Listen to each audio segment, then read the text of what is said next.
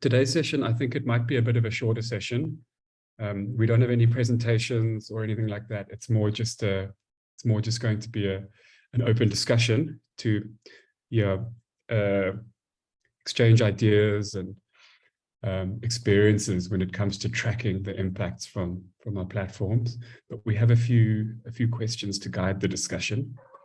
And the first one, which I think is a nice way to kick things off for today, is not only why is it important to track the impact of our platforms and the data flowing from them, but also, like, is it important at all? And I'd love to just to hear from anybody who, if anything comes into your head about that, I'd love to hear from you. You know, do you think it's a worthwhile thing to be doing with our time and our energy and our money to try to track the impacts that our platforms are having?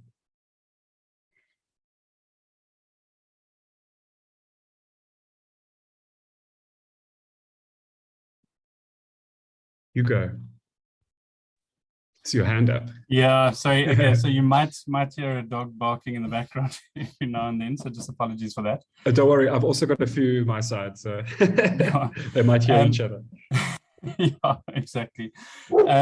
I think maybe worth mentioning. So, I mean, obviously from a data platform that you're developing, you obviously identified Sorry. So you obviously identified that there was a need for the platform, there was a gap. So there was data that needed to be presented and stored and utilized. Now, the importance of tracking is if the platform itself is not being utilized, it means that the data itself won't be utilized ever. So we monitor to manage, essentially. You know, often it's meant to inform management decisions.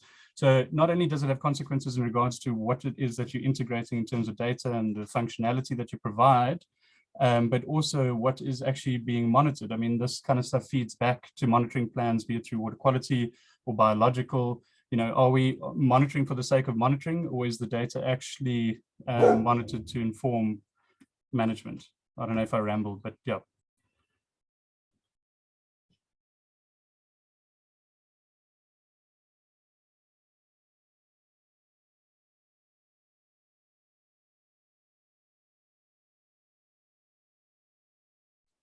Thanks, Hugo. Sorry, I don't know if I dropped out or did Jim drop out? No, sorry, I think it was me. Sorry. Yeah. Thanks, Hugo. Cool. I got the gist of it, but would you be able to just repeat the last part again?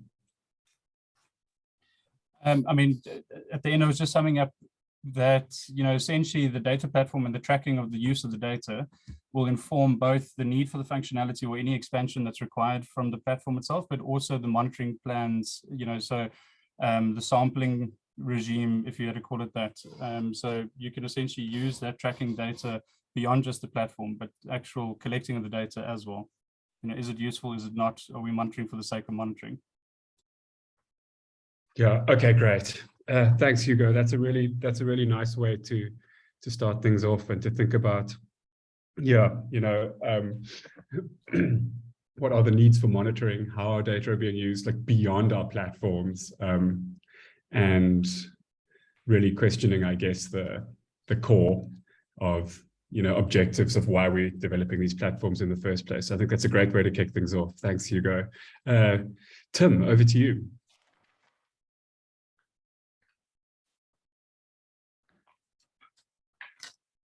Can you hear me? Sorry. Yes, yeah. Okay. Yeah, I was going to say, like, I think there's 3 levels of tracking, and the first level is the one that, like, as developers, most clients ask for. They just want to know how many people clicked around on the site and where they came from and so on. And I think there's probably not much value in that because, yeah, maybe as Hugo says, you're just seeing like utilization rates, but even that, sometimes you got to take with a pinch of salt because there's all these bots and all sorts of other things crawling around the internet, just interacting with your site without really a human behind it getting any direct benefit. So that's the first level. The second level would be how many decisions get made based on your data, which I think would be like, for example, an EIE screening report that uses the information on the platform. and that could be interesting just to like show relevance, right? That the tool gets used as part of the decision-making process. But the third level, which I think is like maybe in nirvana, and maybe much harder to do, is like what the impact of the platform had on those decisions. So, for example, how many riverine developments were halted because they found they did an EIA and they found there was a rare fish and they stopped the development, or the reverse. You know, they were able to go ahead and do a development because they found there was nothing of significance in that stretch of river that they were going to develop alongside, and so on. And so I don't know what the solutions for those things are, but I think that if one can find ways to track those high level things, like it's a very demonstrable impact that you can show compared to like the low level, just how many people clicked around on the website and so on. Thanks, Tim. And so, yeah, I mean, I think it's a really nice a nice framework for thinking about the different kinds of impacts. And yeah, it's great to have you in the discussion today, because obviously always thinking of things from the developmental and technical side. So nice having that perspective in the conversation. I mean, in your opinion, do you think that the highest level one you mentioned, you know, how the data from our platforms or the data products from our platforms are actually like moving the needle on decision making? Do you think that that is something that we, you know, those working on developing platforms are capable of potentially tracking the impact at that level, or do you think that's kind of beyond what's what's possible? I think it can be tracked, platform? but probably manually, because the reason I think it's hard is because it's hard to write a system that goes and, you know, scans a newspaper and sees the headline, you know, like X development stopped because of screening process or what have you, and they probably fall through the cracks otherwise, unless somebody's like going and manually capturing it. Yeah, that's what I was thinking too. I mean, we can definitely say how many data points from our platforms get used in, you know, application A, B, or C, but to actually go beyond that and see how those applications of the data are affecting change is, it kind of all of a sudden it's not about data, it's about, yeah, it's tracking that is a different kind of a challenge. Thanks, Tim. Helen. Thanks, Jim. Yeah, so I was quite curious to ask Hugo and Sharon. Obviously, I know how we've done a few things in FBIS for trying to sort of talk a bit to point 1 and 2 of Tim's, you know, the click and point and data uploads and data downloads. But and then kind of engaging with our end users in terms of encouraging them to let the FBIS team know when they use data in a report, for example, for sandparks or a Cape Nature report, etc. But I was curious with the BioSmart project, where Hugo and Sharon have worked very, very closely and built such a strong group of you know, end users and stakeholders with the project. How have they tackled it within the BioSmart and the broader sort of, you know, focus of the inward system? Thanks. Thanks, Helen. Sharon, do you want to maybe start with the, you know, the kind of more management tracking, so the way in which we engage with, say, Tendai and all of them, or should I start with the technical, what's integrated and tracked? Hugo, why don't you start? Because I actually did speak about it quite a lot last week. So go for it. And then if there's anything missing, I'll just add. Perfect. Okay, we'll do.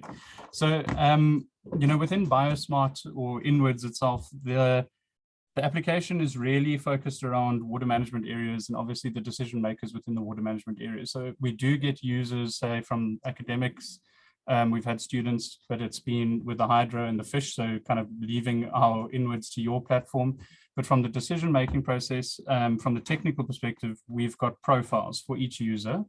And, you know, Tim and Dimas and them set up the original templates, and, you know, whenever a catchment or quaternary catchment or monitoring points and date range, and everything gets captured according to the profile. They can build their own dashboards. So really it's kind of looking at how, often they interact with those dashboards by looking at the data. Has it changed? How often do they access it?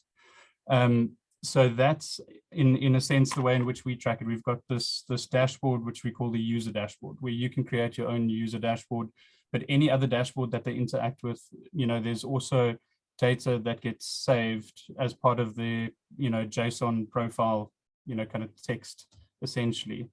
And I mean, that's about as much as we've gone into tracking thus far with the data side of things. I suppose also what's become, and I just want to note it, what has been tricky, and I don't know how you guys have dealt with it, but with the POPI Act, even just your email addresses and stuff, you now need people to accept clauses and everything. So that also makes it a bit more difficult, like, capturing information, like, what department you're with, your cell phone number, that kind of information. But from the more the management side of things, it's really been through one-on-one engagements. And it comes back to Tim, you mentioned it's actually a manual process. So, we'll have people like Robin getting hold of us and sending us an email.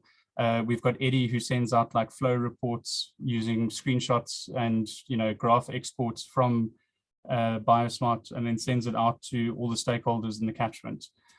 We've had Tendai, and so Tendai is the operations manager for the Inkomati City Catchment Management Agency, as well as then the water quality manager, which is Marcus. They were looking at using it to assess a water use license application. So they wanted to look at the water quality loads already in the system and the potential exceedance of a license application. And that was all one-on-one engagement. So that is logged and tracked in our reports that we submit, obviously, to the JRS. But it's not a formal component built into the application as such, the platform. And I suppose it might be useful, but then obviously it's the kind of information you don't share with everyone. It just becomes a database within, say, the project team and developers, and sharing experiences like today. Sharon, I don't know if I've missed anything or if you want to expand on anything there. No, I mean, I think it's an interesting question, Jem and Helen. Hugo, you've covered most of it. I suppose the only other thing at this point to add is that, in the project design, we've got the M&E component. So it's only for the length of the project, and we don't use M&E, we use this MEL system, which is where you use this monitoring, of project impact, but then you do it in a way that supports learning within the project team, meaning us and our partners. And that, we're kind of due for that next step in about a couple of months. So I suppose that'll also, not I suppose, that's designed to reveal the questions that you were asking there, Helen. After the project's closed, I think then it would probably revert to the stuff Hugo's talking about. Yeah. Great, thanks so much. Yeah, we continually grapple with, trying to get feedback from users. I think part of it is also, like you were saying, it's the relationships between the people and building a sense of community around the platform and the use of the platform, and sort of people know as soon as they use it for a particular water use license or what have you, that it then gets fed back somehow. But yeah, there's definitely a manual link to that. But thanks so much. Yeah. Hugo, just diving, I think this is so interesting because I'm fascinated by like measuring the progress towards our goals, and this is such an interesting and sort of nuanced space to try and do that.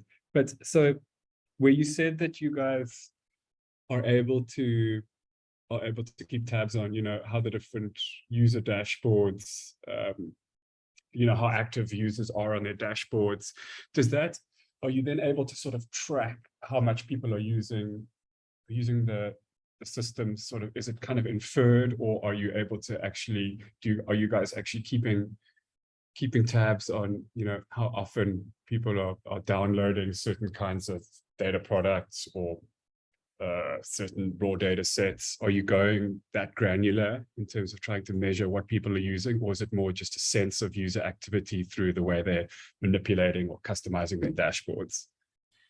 Yeah, I mean, yeah, exactly. It's rather interesting. It's like, where do you draw the line in the sand as to how much detail you want to capture? So from our perspective, it captures the date at which the data was requested. So the types of graphs they requested, the layout and the design. So it even captures, say, the way in which they dragged the graphs and built their dashboard. But I don't capture how many times. So you can just see who's active and who isn't, and you can see how comprehensive their dashboards are or their data queries are. But it's not, as in how many times. But I mean, that's very easy to integrate. I mean, essentially, it's just, putting a counter to every element. But for us, the main, kind of, I would say aspect that we were trying to capture is, which regions. And I mean, we've obviously seen the Nkomati gets a huge amount of focus, but there's a lot of capacity there. So it is expected. But then you get someone like Eddie from Kruger National Park who uses it across, the Limpopo, the Olifants, and then the Nkomati. And it's just nice to track which water management areas are being selected, which gauging stations are gauging stations of concern, which water quality stations are being used and the parameters they're assessing. So it's quite interesting looking at then I suppose it could be a study on its own, going back and saying, okay, we know Tendai, for example, is into hydro.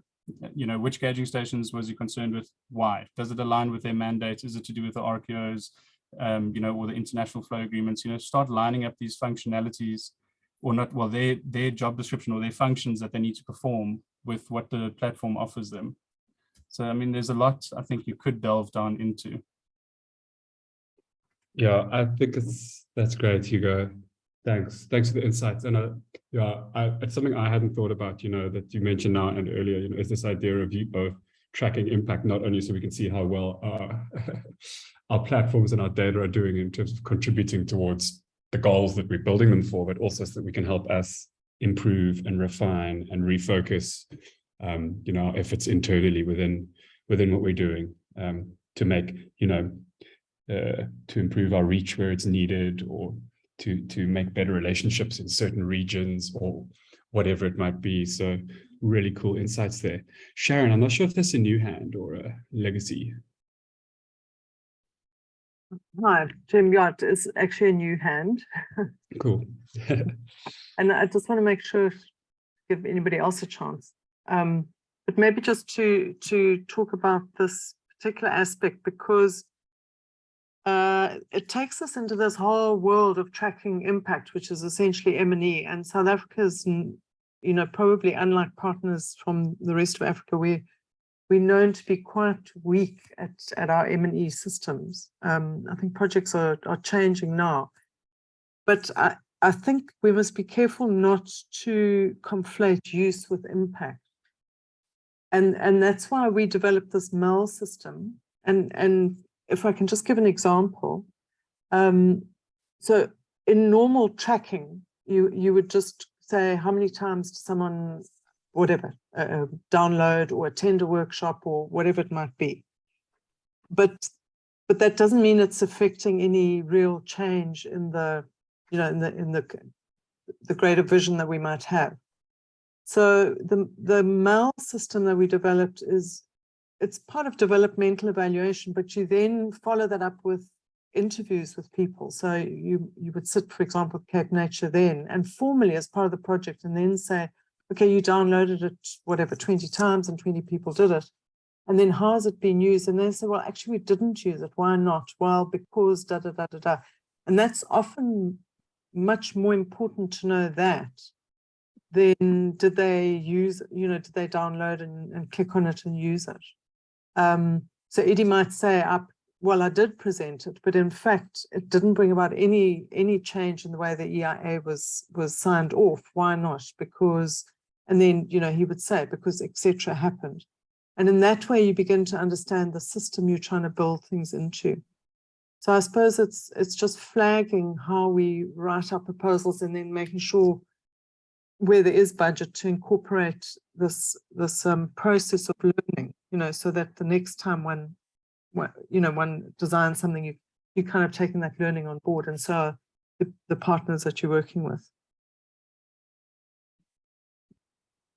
Thanks, Sharon. And yeah, I mean, like you say, monitoring and evaluation is a field in and of itself, and how much do we build into our budgets, and how deep do we go? But I get the sense from your comment and from just a sort of general sense that maybe we aren't investing enough time and energy and strategy and expertise in the way that we do track and monitor and evaluate the actual way that the data products are being used. All right. Well, I'd be curious to know, SANBI have been successfully developing biodiversity data platforms for a lot longer than most of us. And from Brenda and Adwoa, what sort of pops into your head as you hear these discussions about us starting to think about the challenge of tracking the impact of platforms and their data? How does SANBI sort of think about that? A much larger government level organization that's been at it for a long time. I'd love to know if there are any pearls of wisdom that you can share with us. Any guidance for for some of the smaller platforms being developed. Yeah. Hi. Hey, Brenda. So as you were talking, I was realizing that we've sort of already got a similar tracking of usage on our BGIS website, in which as a BGIS user, you register and you can go anywhere on the site generally to look at anything. But as soon as you want to be able to download certain documents or maps or that type of thing, then you have to log in. And in that way, we can then track in the back end sort of what's happening. But we haven't, it's sort of like a superficial, I tend to think, whereas we really need to start thinking around like, what specific data do we need to be able to come up with results that we can then use as a way of, and I love the idea of monitor to manage, in the sense of, are we putting things, or are we putting products out there that other users are using? And if not, I agree, let's get rid of it, or let's sort of archive it, and rather than focus on what is needed. I know that's sort of where we are at the moment in trying to just bring that all together. Thanks, Brenda. Yeah, that's great to hear. And really, I mean, you guys are dealing with obviously multiple different platforms run through your organization, and I guess the tracking of not only the activity of the users, the downloads, but how those downloaded data are being used. It's a big challenge, and it's great to get some insight there. Thank you.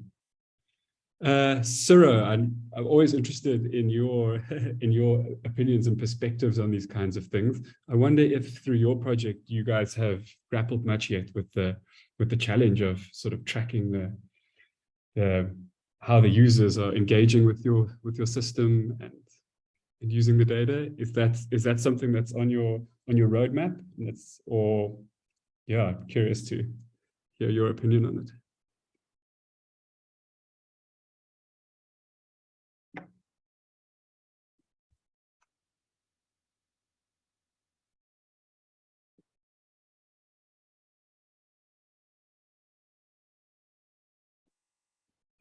Okay.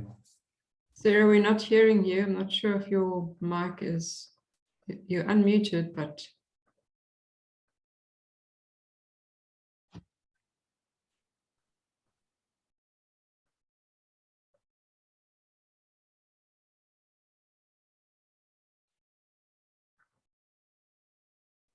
Okay.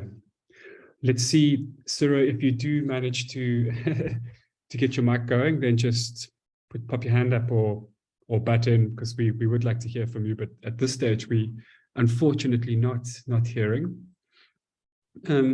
So, all right. So far, we've had a few different ideas thrown up about, the pros and cons of tracking, very rudimentary things like numbers of signups or numbers of times people visit a site. We have a few platforms that are tracking when data or data outputs are being downloaded.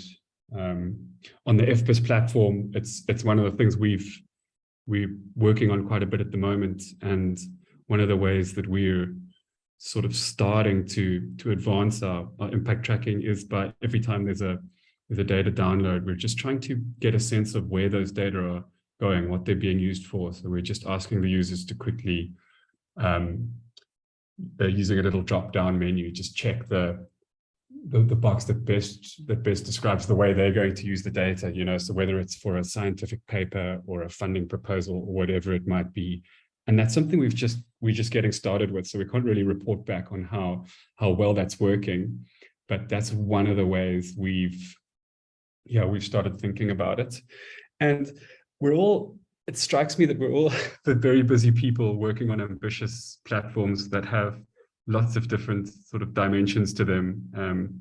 And we don't all have a lot of time to actively, track and continually engage with users, especially beyond our funding cycles, like Sharon was mentioning. So I guess the idea of automated tracking as far as possible has a lot of appeal. And I think that's something that we're probably all hoping to implement. And yeah, I know that, all right, Sarah, your hand's up again. So let's see if we can hear from you again this time.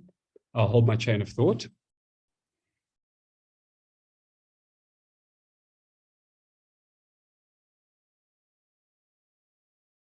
Okay, you are muted now.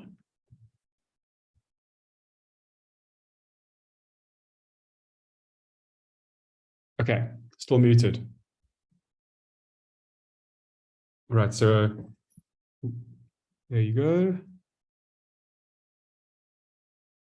Unfortunately, we still can't hear you. All right, so perhaps you could pop a message in the chat, and I'm sure you'll have an interesting angle on the discussion, and we can pick that up. But yeah, thinking about just automating some of this, I'd like to just sort of put the mic over to Tim and ask, Tim, do you think a lot of the kinds of things we're talking about can be achieved and realized through the sort of technical development, putting more emphasis on developing some of these automated tracking tools, like as you're hearing us chat about these things that are important to us in our platforms, like how many data are being downloaded and what they're being used for. Is your sense that a lot of this can be achieved through developing the right kind of auto tracking tools, or do you think there's a fairly big proportion that we need to think about differently? I think the majority, where people are interacting with the computer, you can track what they're doing. So,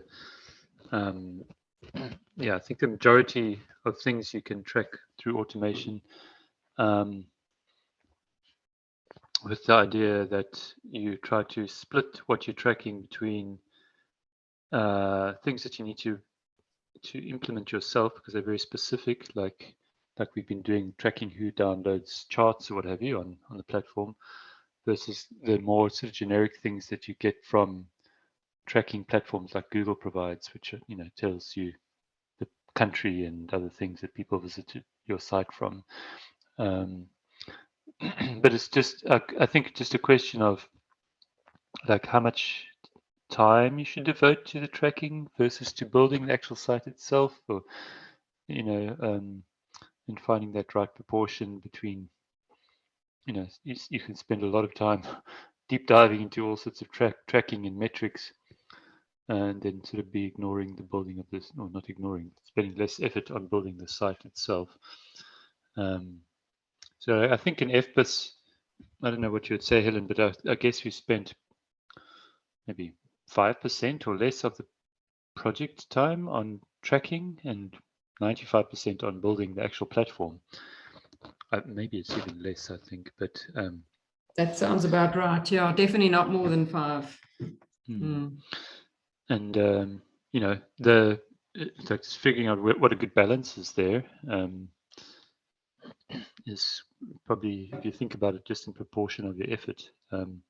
Because I do like realize that the tracking results ultimately will be seen by very few people, but they may have big influence on the sustainability of the platform. So it can carry quite a bit of weight just from the fact that you need to show that you're building something that's relevant and that people will use.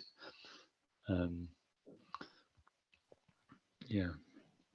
Cool. Awesome. Yeah. Thanks, Tim. And I guess that's you've really just put your sort of like described it really nicely for me. Is if we're using, say, 5% of our time, of our budget, of our energy on tracking the impact of our platforms, is that enough? Is that too much? I think that's kind of the sort of core question that this all actually boils down to. Is should we be prioritizing this more, or is it actually not that important to warrant more of our time and budget? Hugo, then Helen. Thanks, Jim. Sorry, I'm bringing it back to something that Brenda said about, you can navigate around the platform, and then there are obviously endpoints where you would register to download the data. And I mean, I think that's actually a really good model. And I mean, if you have a look at like the M&E questions that we set for our baseline surveys, a lot of these questions are the kind of information, the qualitative data that you're wanting to get, because often there's a lot of information in qualitative data, but it's very difficult to obviously kind of preen and analyze. And then I was thinking the true question then is not about really what we need to ask and what we need to capture, because, generally we do kind of know what needs to be captured, but it's finding the endpoints. So like Brenda was saying, the point where you've got to register to be able to download, but then finding the endpoints within your software, which can be a determining kind of engagement where it could potentially be used in, say, a report or a decision outside. Obviously, it doesn't, take into account the capacity development, that's happening as you use the platform itself. That kind of stuff obviously comes through one-on-one engagements, and it's like go with the flow. I don't know if Sharon might be able to tell us more about that process, but I just find it interesting. It's like, how do we identify these endpoints where we want to ask these more comprehensive surveys? And, if people really want to use the data, they'll fill them in. I mean, every time you go into the USSG websites and you want to download, say, some spatial data set, you've got to give reasons as to what you're going to use it for. And you do it because you want to use the data set. So if your platform's useful and there's a need for it, then I don't see why there would be an issue not filling in that kind of information. So beyond just the metrics, like the numerical or quantitative data. Thanks, Hugo. I'm really liking the way that's sounding. Helen and then Brenda. Thanks, Jim. So I'm just going back a bit to Tim's comment, and he's used the word sustainability, because that obviously is such a critical angle or end goal for any information system. So for me, it's the tracking does allow you to really explicitly figure out who is using, who's registering on the system, what is the reach of the data in terms of the number of people that are actually on the system.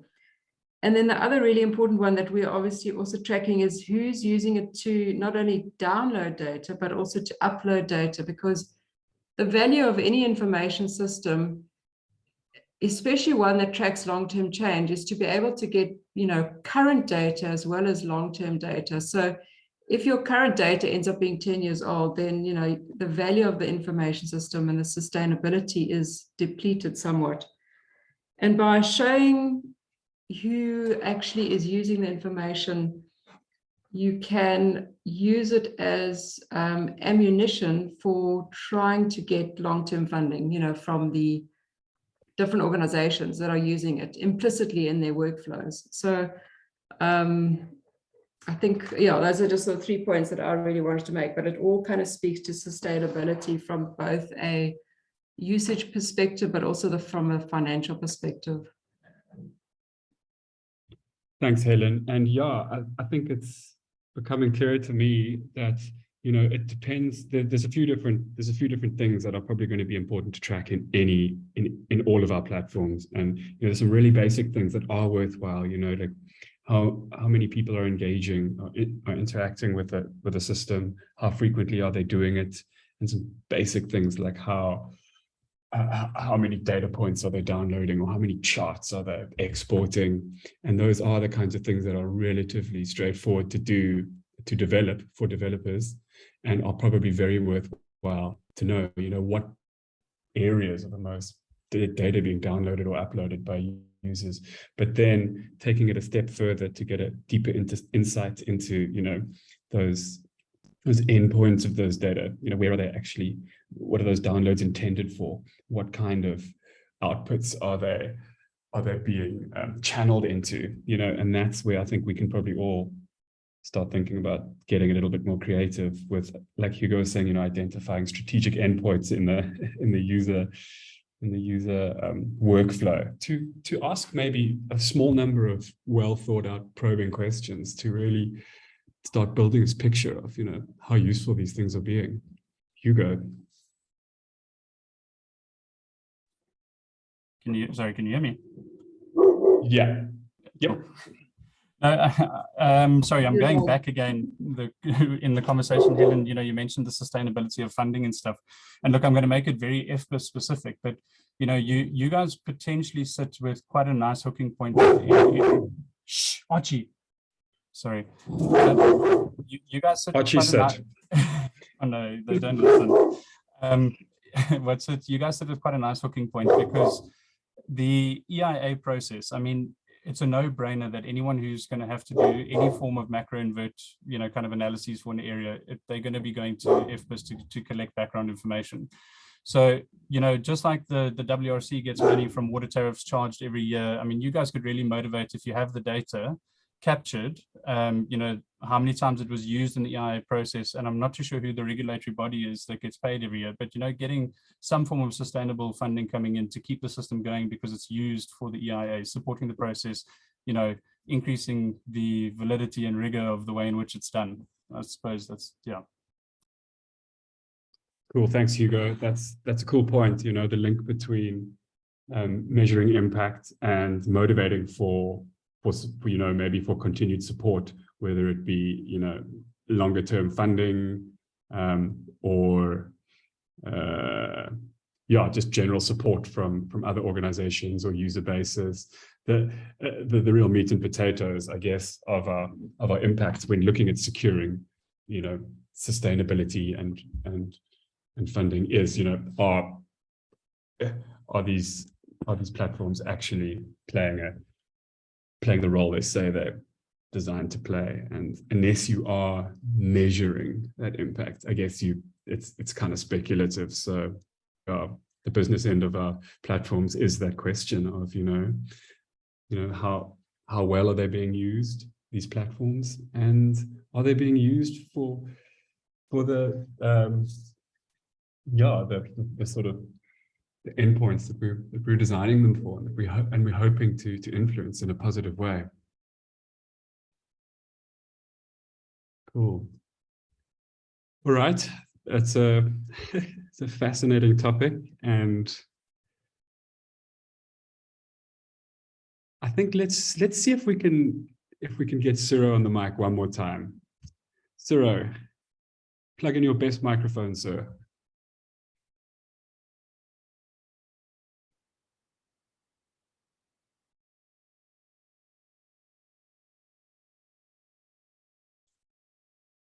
Oh, unfortunately, we still can't hear you, Ciro. And it is unfortunate because we always really value your perspectives and questions, probing questions that you usually have. So feel free to type something in the chat, even if it's just a few keywords, and we can, I'm sure, throw that out to the group. Hi, Kate. Yeah. So Kate, welcome to the session. Thank you. Yeah, we've had quite a stimulating chat so far, you know, about whether or not it is important to track impact and what the different kinds of impacts we're hoping to track, and you know how to go about doing that, all the way from quite straightforward things like measuring how many people sign up with a platform, and then to try and actually probe a little bit deeper into the, you know, what at the end of the day are these data really being used for, you know, to move the needle on conservation, on management, on tracking long-term change, and yeah, looking after ecosystems or biodiversity in a better way. So yeah, I wanted to ask Jeremy, are we also going to talk a little bit? Well, I was having an idea because I do, as a, what am I, one of the administrators or whatever, I get access to see just through the emails who's registering as a user, and I find that information quite interesting. I don't always go and look, but I can't, in a slightly sort of voyeuristic way, it's quite nice to see who's registering as a user. And I just wondered whether it's not a direct track of impact, but it's quite nice for users to actually see which other users or how many of particular users are actually registering or even accessing this. Is it possible to provide that information even on your kind of landing page so that people might be able to see that? It just might be quite a nice way for other users to be gauging the impact. yeah, that's just an idea. Yeah, no, that's a nice point, Kate. I mean, we always get really excited when a new user signs up for the FBIS platform, but I realize that actually, you know, it's not really accessible to other users how many people are using it.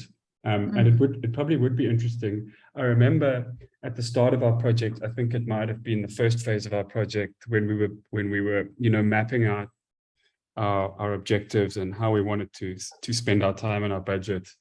Tim and the Cartosa team proposed this, you know, this idea of actually making the user profiles a more interesting part of the platform, and actually using the system not only as a, you know, as a data resource, but as a way to kind of a sort of a hub or a center point for you know, in our case, freshwater data users in South Africa to interact as well. And it's one of the things that we haven't really been able to take forward, but it does strike me that, you know, these platforms that we're working on really, you know, they organically kind of become hubs for people working on these kinds of data. And it would be really cool to evolve that a step further, and because there's so many benefits to have by, you know, by actually having a more engaging and interactive community around these platforms with the data. And I think there's just basically a lot of untapped potential in that space, is the sense I get. Yeah, and I think people, you know, it's like anything. If you know, you're at a conference and you're walking around and there's parallel sessions, and you want to walk into the room that's got lots of people in it. So if you could quite quickly see that FBIS is, you know, well used, then it kind of, in a way, it attracts more users. So there's a nice knock-on effect. Sorry, I might be going completely off topic here. No, not at all. I mean, I think that's a really good point. Helen, what do you think about it? Thanks, Jana. I love your idea, Kate. In fact, I've already got a ticket brewing in my head. Good. No, we've got on our dashboard, our landing page, we've got our biodiversity records and everything like that. We could potentially include like an FBIS user sign up kind of you know, thing by province, for example, which, you know, you could see literally. I mean, when we're actively recruiting people at the moment to join our training, and we're about to hit 100 registrations, and it's only happening in 2 weeks' time. But it's very exciting to see that happening, and I hear what you're saying. You know, it's sort of provides a sense of excitement, and wow, there's like 500 people already, like, you know, across all 9 provinces in South Africa that are using it. I think there's value in that, definitely. So thanks, that's a great suggestion. And I think that's one of the things that iNaturalist does really well, you know, or both of the things. I think they're really good at really making it super visible at how users all around the world are engaging with their platform. So it really shows how alive it is at any given moment in time. And through really focusing on it, they've also been able to create a really cool, you know, citizen science global data community where there's a lot of engagement and interaction, you know, just among users, which just stimulates more data flow, which is, yeah, if only there were more hours in the day. But yeah, I like that idea, Helen, of just using a dashboard to show some of the key figures up front. And I think that's a great starting point for us anyway at this platform, and yeah, something to start working on. Okay, I'm gonna just dovetail it off into a question that's come from Suro in the chat, and yeah, he's grateful for all the inputs from the more advanced platforms, and brings up quite an interesting point. And Tim, I mean, I'd be curious to know what you think about this, but he asks about is the length of time that a user spends, you know, on a platform a good proxy for tracking impact, or in your experience, is that not necessarily that useful? So I think it depends on what your platform's trying to do, because something like FBIS might be that somebody just wants to get a quick data download. They might spend 2 minutes and get all the value they need from that 2-minute interaction by just, you know, doing a quick search and scheduling a CSV extract or what have you. Whereas if you're like Facebook or something, you want people to spend all the time possible, or YouTube, you know, because you want to show ads to them. So I don't know how much impact it makes for us compared to looking at the upstream effects of what they did on the platform. Yeah, thanks, Tim. And I guess like what you mentioned there, you know, it triggered for me is that like almost the more efficient a platform is, the less time people should have to spend on it to get what they need. So maybe it's almost the opposite in some cases. But a good question, Sarah. Thanks for that input. Hugo, I see your hands up. Sorry, I keep talking as always. You know, just following from what Tim was saying, I suppose it also really needs to take into account your hardware resources. I mean, often with these projects, especially if it's like an NGO developing it, you want to minimize server costs, keep it as low cost as possible, obviously being able to expand. As you get more and more users and they're all interacting with the platform at the same time, when you start tracking things, you know, like every click, every button, you know, you instantly start utilizing resources that might push you to having to upgrade your server. So, I mean, obviously we're not talking like millions of users like Facebook, but I mean, it's just another thing that does need to be taken into account, like keeping things cost effective for sustainability. So if it's unnecessary tracking, you know, rather avoid it. That's a good point. Thanks, Hugo. Yeah, I remember we had a session with Cartos a little while back, and Tim showed us one of the sort of tracking applications that are, you know, the sort of more generic ones, customizable but generic, that are available online, and we applied that to FBIS, and we found that actually it was tracking a whole lot of stuff very efficiently, but it wasn't necessarily the kind of stuff that was the most useful to us. So for us to really benefit the most from tracking, the route we seem to be going is you know, customizing specific you know, building functionality to track very specific metrics, rather than this kind of yeah, broad generic approach. That's what seems to be working best for us at the moment. That's not to say that there are not a lot of great tracking tools out there, and I'm sure they are useful. Maybe we just didn't spend enough time with it, but we're finding so far that, yeah, finding those key endpoints like Hugo mentioned, and asking a few probing questions might be a useful thing. Hugo, I'm not sure if it's the same hand or Legacy. Sorry, Legacy hand. Cool. All right. Wow, what a cool discussion. Really enjoying it. And we're kind of almost up on the hour. It's nearly 3 o'clock. So just before winding down, I'd like to just open it up one more time and see if there's any other inputs or questions or suggestions before we end off.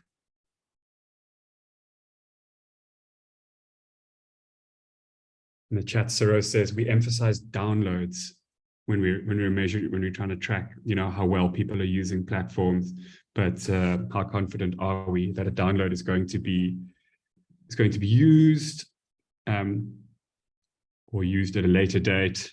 Yeah, I think that's really where I think Sharon's point of getting even more one-on-one and personal, and actually taking M&E a step further by doing interviews with individual users. In my mind, that's really the only way to get to that true get the full story of the data flow and the data use. But yeah, a probing point, and quite a nice one to end on, perhaps. Jim, if I can just jump in very briefly.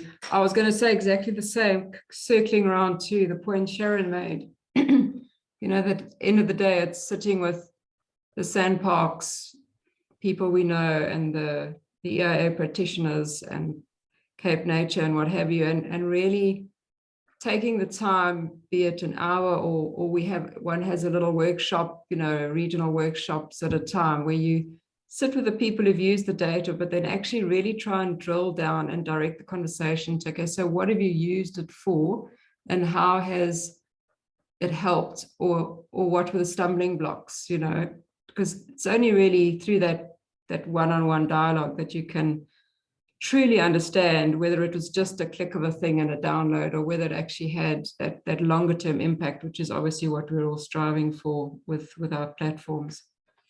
So yeah, thanks very much. So maybe just in conclusion, that 5% of our time and our budget and our energy isn't quite enough. Maybe we need to up the proportion of our resources that we actually channel into tracking impact, and take it a step further in the kinds of ways you've mentioned, Helen. Agreed. I think probably in our platform, but I wouldn't be surprised if it's the same situation for others, no matter how big and small they are. So I think it's a cool note to end it on. And just, thanks everybody for your time and your insights. Really enjoyed it, and looking forward to seeing you all in 2 weeks' time, where we're going to be focusing on topic 4, which is all about scaling up our platforms and building synergies between them. So into sort of a fresh space of conversation, and another really interesting topic that I'm looking forward to. So we'll be seeing you all then. Thank you very much.